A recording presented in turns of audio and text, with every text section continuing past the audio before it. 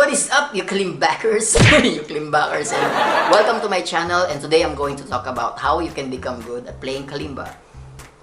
Alright, so what do I mean by becoming good at playing kalimba? First, in my opinion, you're good in playing kalimba if you can play in the right tempo. That means you have the sense of rhythm and you can arrange your own music, which means listening to a song, you find out the key center, whether it's from internet or from hearing, from listening, and then you transfer it to kalimba, you arrange the harmony and then the melody and so on. It's not that complex, but there are some things that you need to know so that you will acquire such skills. And I'm giving you some tips today for you to be able to do that. Okay, how you will become good at playing kalimba, coming up. Alright, before we start, I'd like to say sorry for my hair. It's the effect of quarantine and K-drama. K-drama. Alright, so, nasa na nga ba ako? Before I give you the first tip, let me just say there is no shortcut for you to become good at playing kalimba. But there will be a great chance that you will become good at it if you will follow these tips that I'm gonna tell you right now. Tip number 1, learn as much as songs as you can. That also means you will learn as much as tabs or numbered notation as you can. Okay? Alam niyo po kasi, you know, playing kalimba is a psychomotor development. Ano nga ba yung psychomotor? It is a psychomotor skill. Your cognition and your muscle, the movement therein, when you play kalimba, it is coordinating, right? So if you play a lot of songs, if you keep playing songs after songs after songs, you will not realize that you're actually becoming fluid in playing kalimba. You know, you will see the distance of the times, your brain will be aware of the distance of your nails, and so on and so forth. So it also means that you're practicing. Practice makes perfect. It is true. But one may argue that nobody's perfect. Well, thing there is, they are different. When you say practice makes perfect, it has something to do with what you do. When you say nobody's perfect, it has much to do with who you are. Of course, I'm not perfect also, di ba? Hindi ka rin perfect. We cannot be perfect, but we can be perfect in what we do. If you will keep on doing what you are doing, you will become good at it. So, keep learning songs, keep learning tabs, and you know, buy tabs if you have to. So tip number 2, learn from others. So in other words, join groups, join collaboration, befriend those who are good at playing kalimba, and try to contact them, talk to them, ask them questions. You know, the truth that you are on your screen right now and listening to me, it means you're trying to learn from me. Diba? But of course, it's not limited to me. You can join kalimba groups and, you know, music groups for you to develop your skill.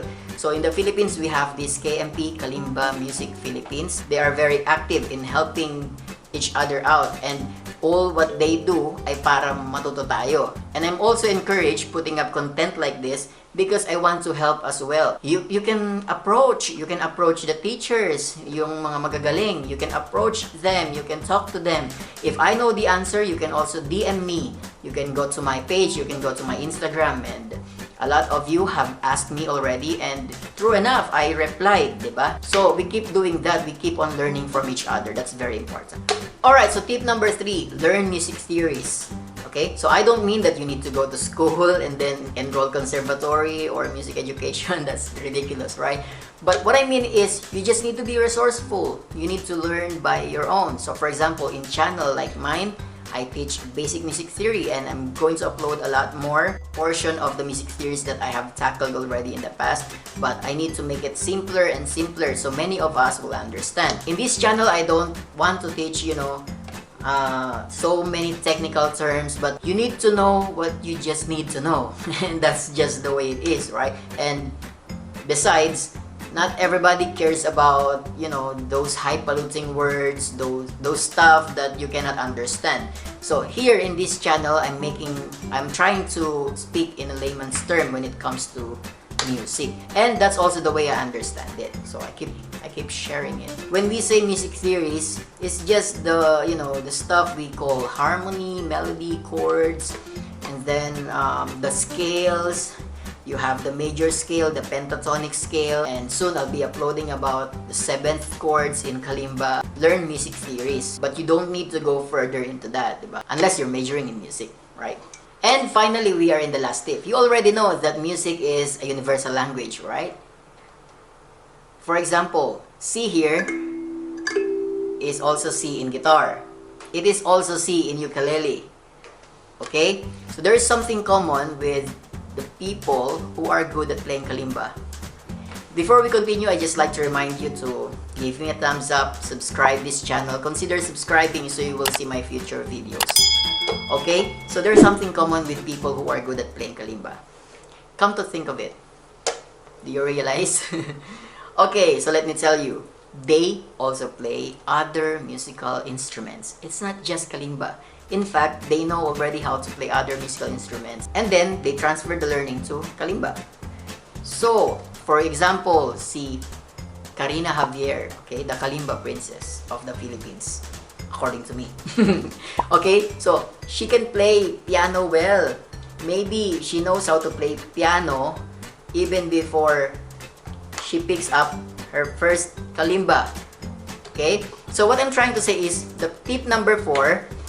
Learn other musical instruments. So you may say, you know, Kuya, the reason why I'm learning kalimba is because ayaw sa akin ng guitar, ayaw sa akin ng ukulele, ayaw sa akin ng piano. No, don't think like that. The fact that you are learning kalimba is you are learning music already.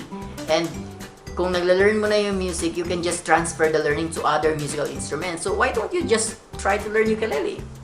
So you are an official UKULIMBAKERS. UKULIMBAKERS talaga. So, you know what I'm trying to say, right? So if you are able to learn kalimba, yung mga basic, true enough, you can also learn other musical instruments. Okay? You just need to try it. Okay? Buy one, diba? Or borrow one. And I'm telling you, it's easier if you will have 2 instruments. Okay? At least. So, for example, you're trying to learn kalimba. Try picking up another one, ukulele or guitar, okay, and then learn them both, and it will help you a lot because music is universal. Your learning in kalimba will be transferred to other musical instruments. C, G, A minor, they exist in other musical instruments as well.